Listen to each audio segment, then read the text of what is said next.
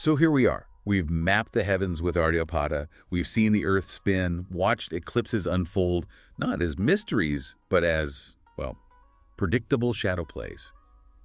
It's been quite the journey, hasn't it? It really has an incredible intellectual construction. And it leaves you wondering, Yeah. okay, where did all this come from? Is it just ancient wisdom handed down? Some kind of divine flash? Or is it something else? Like maybe just pure hard thinking, using your own brain to sift through everything. Exactly.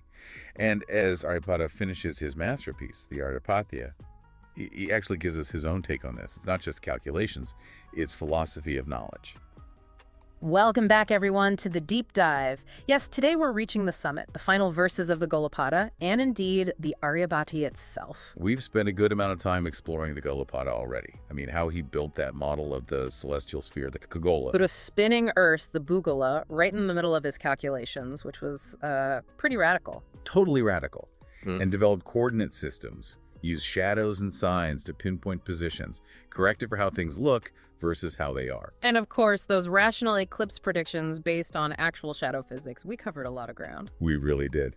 So this final deep dive into the Aryabhatiya focuses right in on Aryabhata's own words about where this knowledge came from and why it matters. His final reflections. That's right. After laying out this whole intricate cosmic system, he pauses, steps back, and gives us this really quite remarkable insight into his own process and his view on truth itself. It's all there in verse 49 of the Golapāda. Okay, verse 49, let's get into it. The translation we're working with is, from the ocean of true and false knowledge, Sadasajjñānasamudra, by the grace of Brahmā Prasādena, the supreme jewel of true knowledge, Sajjñānottamaṃ Ratnaṃ, which was submerged, Nimanam, has been rescued by me using the boat of my own intellect, the Svamatināvā. Wow.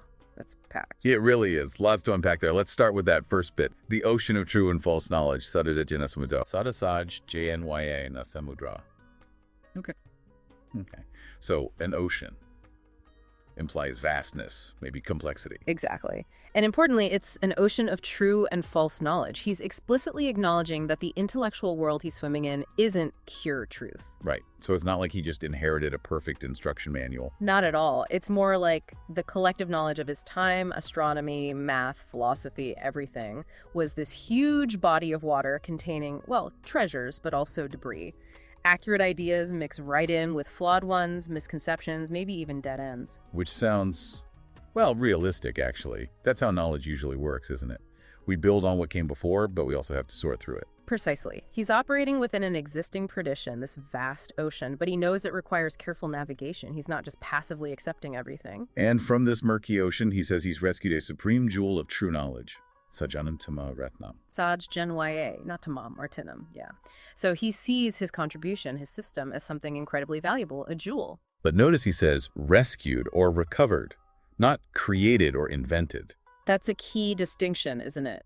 He implies this true knowledge, this jewel, was already there, somewhere within that ocean, perhaps obscured or lost, submerged, Namagnum, and his work was about bringing it back to light. Okay, so he sees himself as uncovering a pre-existing truth.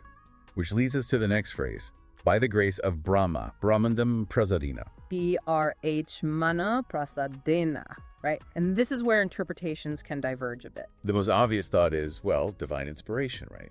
A gift from the creator god Brahma. That's certainly one way to read it, and it might reflect a sense of profound insight, like a moment where everything just clicked, feeling almost divinely guided. But there are other layers, too. Okay, like what? Well, in Indian thought, Brahman, with a capital N at the end, distinct from the god Brahma, often refers to the ultimate reality, the fundamental principle or order underlying the entire cosmos. So grace of Brahma could mean something more like his work is aligned with the fundamental laws of the universe. He tapped into how things really are. Exactly. It suggests his system isn't arbitrary, but resonates with the inherent structure of reality. It's less about a personal deity handing him answers and more about achieving a state of understanding that's in harmony with cosmic truth. That feels very profound. And maybe less mystical, more philosophical. It could be interpreted that way. And there's even a third possibility, maybe a more grounded one. Go on. Sometimes in context, Brahma could symbolically refer to the established tradition of sacred knowledge or learning itself, the Shastra Sampradaya. So grace of Brahma might be his way of acknowledging the intellectual tradition he inherited, The tools, the concepts, the prior work that made his own discoveries possible? It's plausible. It would be a nod to the lineage of thinkers, the foundation he was building upon. So you have these potential layers: divine inspiration, alignment with cosmic order, or the benefit of established scientific tradition. Maybe it's a mix of all three. It's fascinating how open it is. But then, regardless of the source of this grace or the nature of the ocean, he brings it back to himself, doesn't he? He absolutely does, and this is crucial. He says he rescued this jewel using the boat of my own intellect. Svamatināvā. Svamatināvā, the boat of my own intellect. That sounds incredibly assertive. It is. This is where Aryabhata puts his stamp on it. Whatever external factors might be at play, tradition, cosmic order, divine insight, the instrument of discovery was his svamati, his own mind, his reasoning. So the ocean is the context. The grace might be a favorable condition or alignment, but the boat is his own analytical power, his ability to think critically. Precisely. The metaphor is perfect. An ocean can be vast and confusing. You need a reliable vessel.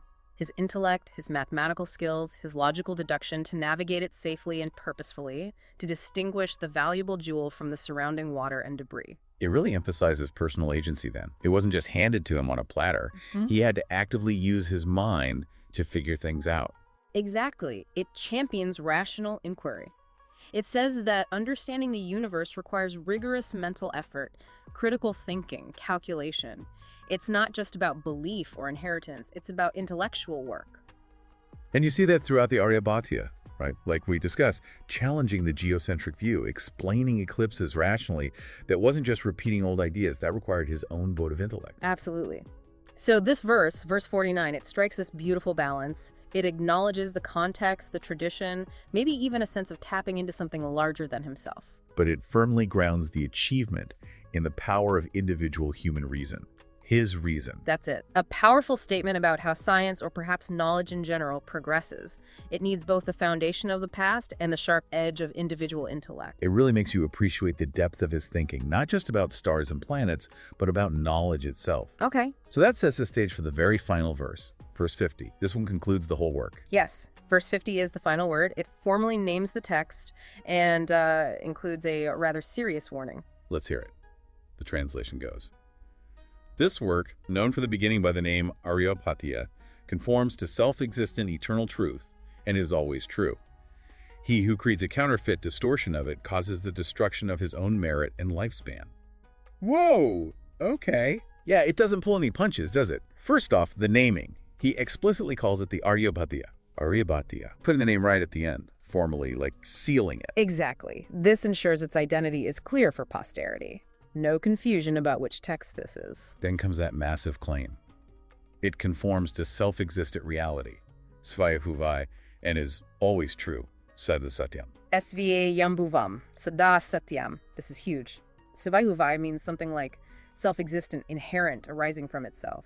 It points to the fundamental underlying nature of reality, the natural laws of the cosmos. So he's saying his work isn't just his theory, it actually reflects the way the universe is. It taps into that fundamental truth. That's the assertion. Because it aligns with this self-existent reality, its principles are therefore Sadā Satyam, always true, eternally valid. It's a claim of objective truth, grounded in the cosmos itself. That's incredibly confident. He's basically saying, this is how things work, folks. He is. It's a statement of profound conviction in the accuracy and the enduring relevance of the astronomical system he's laid out. It's not presented as tentative. And that conviction probably fuels the warning that follows. Yeah. Against creating a Pratikañcukaṃ. Pratikañcukaṃ, yes. This word is interesting. It literally means something like a countergarment or disguise. So not just an error, but something that deliberately hides or misrepresents the original. Exactly. It implies intentional distortion. It could mean plagiarizing his work and passing it off as one's own, or deliberately twisting his findings, or making malicious critiques designed to undermine its validity. A counterfeit, essentially. Okay, so it's about intellectual dishonesty regarding his specific work. And the consequences he lays out are, well, severe. Extremely severe. Causes the destruction of his own merit and lifespan. Sukriho. Sukrita. Ayusho. Pranasham. Destruction of sukha, accumulated good deeds or merit and Aya's lifespan. Yes. This elevates the issue beyond mere academic disagreement or error correction. He's framing the intentional corruption of this knowledge as an ethical, even a spiritual failing. It's like saying, if you mess with this truth, you're harming your own soul, your own karma, your own existence. Pretty much. It attaches a profound moral weight to the accurate transmission and preservation of scientific knowledge. Tampering with this understanding of the cosmos is presented as fundamentally damaging to the tamperer. That's an incredible way to end a scientific treatise. It shows how highly he valued the integrity of his work. It's not just data, it's truth. And truth demands respect. Absolutely. It's a powerful statement about the responsibility that comes with discovering and disseminating knowledge, especially knowledge about the fundamental workings of the universe. It likely served as a strong deterrent against casual or malicious alteration, as the Aryabhatiya was copied and studied over centuries. You have to wonder how effective it was. But it certainly sends a clear message. So reflecting on the Golapāda overall, beyond these final verses, it really does feel like the culmination, doesn't it? Where everything comes together. Oh, completely. It's the capstone. Think about what we covered in the earlier parts. The Golapāda gave us the mathematical toolkit, the arithmetic, the algebra, that groundbreaking sine table. Right, the raw calculation power. Then the Golapāda gave us the framework of time, the vast cosmic cycles, the mean motions of the planets, how motion relates to time, concepts like the rotation of the Earth first appearing there. The temporal structure, the cosmic clock. Exactly. And the Golapāda takes all of that, the math tools, the time concepts, and applies them using geometry, spatial reasoning, to build the actual model.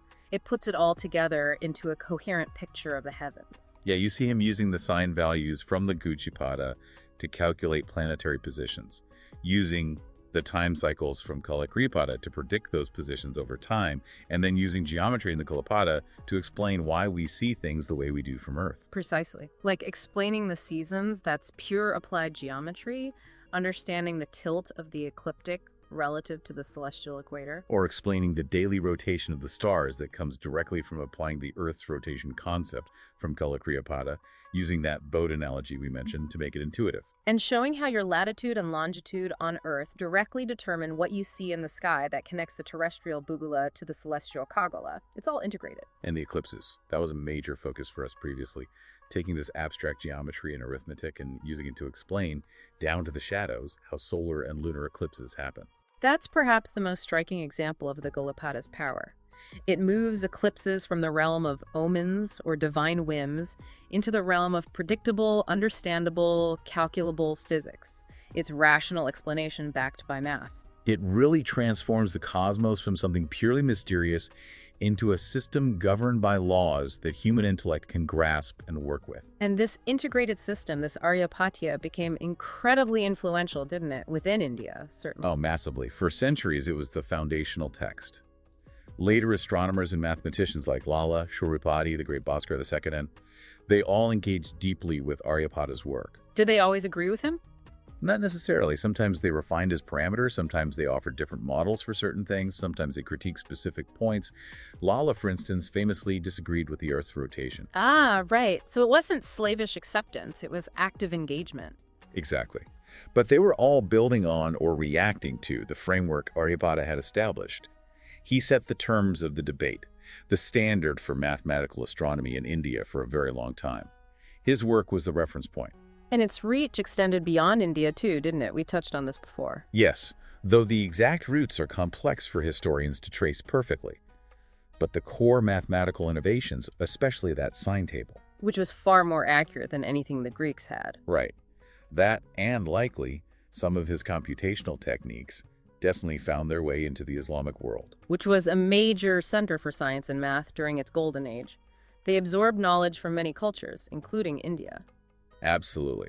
So Indian mathematical and astronomical ideas, with the Aryabhatiya being a key source, significantly fertilized the work of scholars in Baghdad, Damascus, Cordoba. And from the Islamic world, some of that knowledge eventually made its way, often through translations and retranslations, into medieval and Renaissance Europe. It's a long and winding road, but the contributions were real. Things like our modern number system, the concept of zero as a placeholder, advanced trigonometry. They have roots tracing back to India, and Aryabhata was a pivotal figure in developing and codifying much of that. It underscores how interconnected the history of science is, doesn't it? These fundamental ideas about math and the cosmos, they travel. They really do. The principles he was working with, spherical geometry, trigonometry, predictable motion, They are universal. So when we step back and look at the whole thing, the Golapāda as the capstone, the entire Aryabhatiya, what's the big takeaway? What's its ultimate significance for us, looking back now? Well, for me, it's just a stunning testament to what the human mind can achieve. The power of reason, observation, and mathematical thinking. Especially given the context, right? We're talking about the 5th century CE. No telescopes, no computers, none of the sophisticated instruments we rely on today. Exactly. He had basic tools, maybe sighting instruments, gnomons for measuring shadows, but primarily he had geometry, arithmetic, and sheer intellectual power. And with that, he built a coherent, predictive model of the cosmos. He dared to suggest the Earth moves. He sought rational explanations for natural phenomena. That's remarkable. It really is. It reminds you that these fundamental questions, what is our place in the universe, how does it work, aren't new. And people were finding sophisticated, rational answers a long, long time ago. He was mapping the cosmos using concepts derived purely from human thought, from mathematical relationships.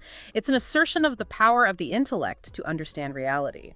That boat of intellect he mentioned in verse 49, it wasn't just for him. It feels like he launched it for subsequent generations too. That's a great way to put it. He provided a kind of compass for the ages, didn't he? Pointing towards reason, precision, mathematical rigor as the way to navigate the mysteries of the universe. His work truly laid foundations, conceptually and mathematically, that ultimately support our modern understanding of the cosmos, even if our models are vastly more detailed now. The core principles of using math to describe physical reality, of seeking natural laws that lineage runs deep, and Aryabhata is a crucial part of it. An incredible legacy.